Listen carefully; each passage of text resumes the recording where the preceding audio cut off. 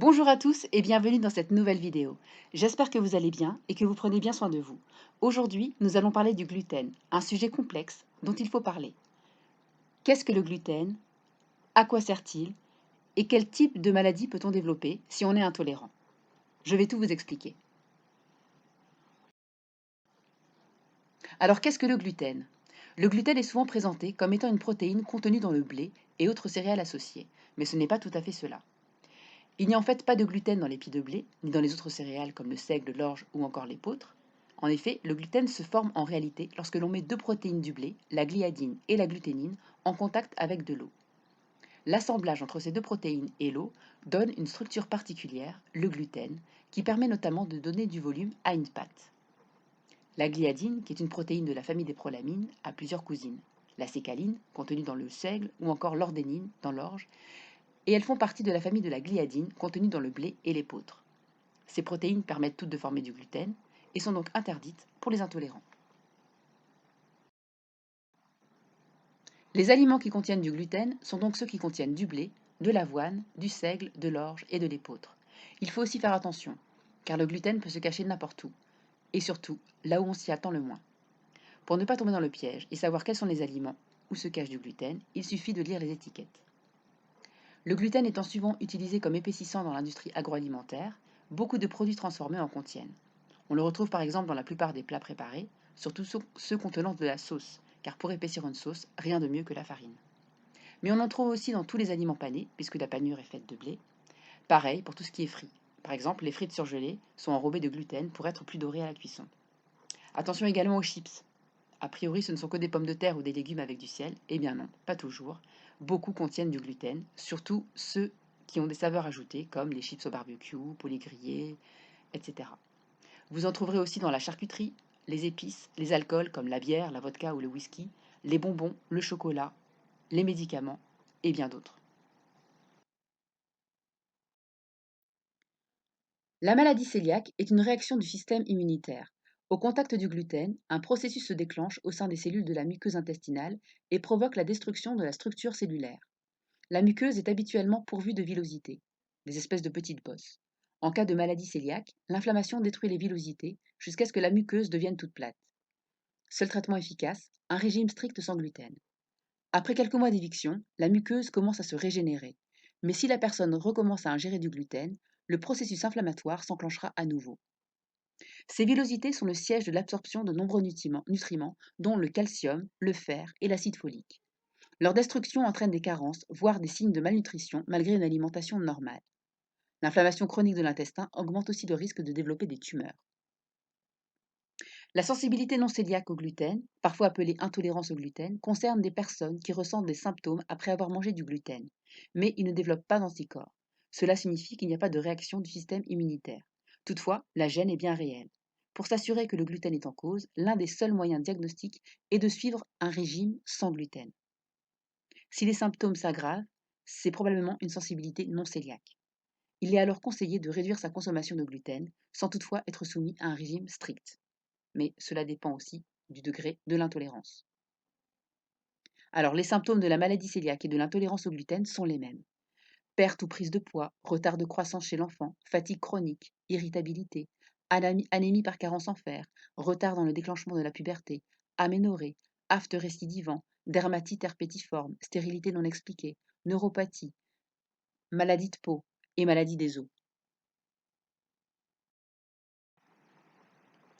Les tests classiques pour détecter une intolérance au gluten peuvent être faits chez un allergologue ou en laboratoire sous forme de prise de sang, mais ils pourront détecter uniquement la maladie cœliaque. Cette maladie est prise en charge par la sécurité sociale. Donc si vous êtes positif, vous devrez faire ensuite une biopsie pour confirmer le résultat. Les intolérances ne seront pas détectées par ces tests-là. Il faudra se tourner vers des tests anglo-saxons pratiqués dans certains laboratoires à Paris ou à l'étranger pour savoir si vous avez bien une intolérance au gluten. Vous pouvez aller voir une naturopathe qui vous orientera. Ces tests sont coûteux et non remboursés, mais au moins vous serez fixé.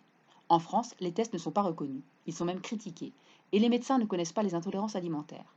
J'ai vu en faisant mes recherches qu'il existe des tests vendus sur des sites comme Amazon, mais je ne sais pas ce qu'ils valent. En ce qui me concerne, je suis intolérante au gluten depuis 2011 et j'avais perdu 12 kilos en 2 semaines après avoir arrêté totalement le gluten. J'avais diverses maladies, dont une maladie des os qui me forçait parfois à rester allongée, et j'étais dans l'incapacité de me lever. J'avais aussi des douleurs abdominales atroces qui m'empêchaient de m'alimenter et de boire correctement. J'ai fait mes recherches et j'ai fait les tests, et suite à l'arrêt total du gluten, tout est rentré dans l'ordre. J'ai dépensé beaucoup d'argent, mais je ne regrette pas, car comme on dit, la santé n'a pas de prix.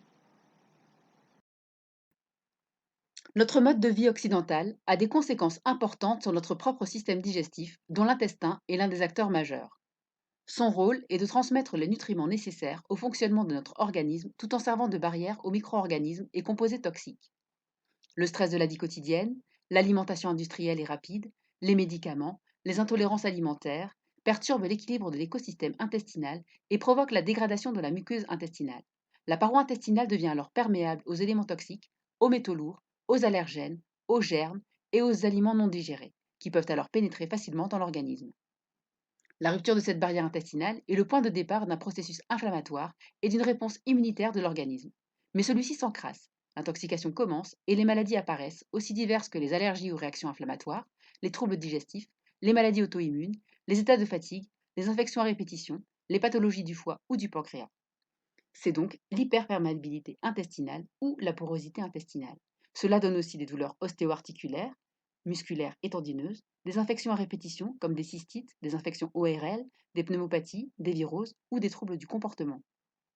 D'ailleurs, la perméabilité intestinale pourrait être impliquée parmi d'autres facteurs dans les anomalies du comportement comme la schizophrénie, l'autisme ou l'hyperactivité, ainsi que des troubles de l'humeur, des dépressions, de l'aphthose, des troubles circulatoires, de l'acné et de l'obésité. Lorsque le microbiote intestinal est déséquilibré, on parle de dysbiose intestinale. La flore intestinale joue un rôle important dans ce processus. Alors qu'est-ce que la flore intestinale? Elle est héritée de la mère par le passage de la filière pelvienne. Les bébés nés par césarienne n'ont pas cet avantage. Elle se développe avec l'alimentation de chacun pour se stabiliser vers l'âge de 2 ans et évolue avec l'âge. Elle est donc unique pour chaque individu et constitue une véritable empreinte génétique. Elle est composée d'environ 100 milliards de 500 espèces de bactéries appartenant à 2 grandes familles principales. C'est au niveau du côlon que se situe principalement cette flore.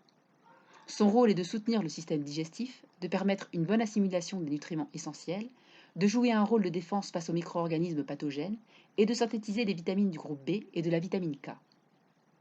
Si notre flore dominante se dégrade, elle ne pourra plus assumer ses nombreux rôles, ce qui affaiblira notre foie, notre immunité, notre assimilation et notre digestion.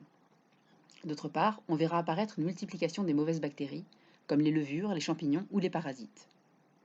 Cela laissera place à des inflammations, comme les maladies en IT, comme la sinusite, l'arthrite, la colite et tout un tas de maladies auto-immunes, de la fatigue, mais aussi des migraines, de la digestion difficile, une sensibilité anormale aux odeurs ou aux parfums, des maladies de peau ou des nausées. Si vous êtes intolérant au gluten, vous allez devoir faire un régime strict sans gluten les premiers mois. C'est un point plutôt positif, car vous allez découvrir une nouvelle alimentation, beaucoup plus saine, basée sur des aliments neutres. Cette alimentation sera riche en fruits, en légumes et en légumineuses. De plus, vous allez préparer vous-même vos recettes. De cette façon, vous saurez ce que vous mangez. En médecine naturelle, il est possible de refaire les intestins. Pour cela, il faut rétablir la flore intestinale et la muqueuse intestinale. Je vous conseille de prendre de l'argent colloïdal pour commencer, de façon à détruire tous les pathogènes. Vous prendrez ensuite de la L-glutamine, qui permettra de refaire les jonctions de la paroi de l'intestin. Ensuite, il faudra réguler les carences et réduire le stress oxydatif. Il existe tout un tas de plantes pour y parvenir. Il existe effectivement un lien entre les maladies et notre comportement émotionnel et psychologique. Les personnes intolérantes au gluten sont souvent trop gentilles. Elles aiment les gens car ils les supportent, les soutiennent, les protègent, mais elles se laissent envahir. Les autres veulent gérer et contrôler leur vie. Il faut donc qu'elles apprennent à trouver leur place, à se donner de l'espace, qu'elles se reconnectent à elles-mêmes, qu'elles s'affirment et qu'elles posent leurs limites. De cette façon, les autres les respecteront. Il faut savoir que le blé et les autres céréales à gluten sont génétiquement modifiés depuis des années et des années. Beaucoup de gens sont intolérants sans le savoir et développent de graves maladies à cause du gluten. Pour moi, c'est un véritable poison et je recommande vivement de le retirer de l'alimentation. Votre vie changera et vous aurez beaucoup plus d'énergie. Prenez bien soin de vous et n'hésitez pas à partager cette vidéo. Je vous envoie de l'amour car l'amour est notre arme et je vous souhaite une belle journée, sous la protection de notre Créateur. À bientôt.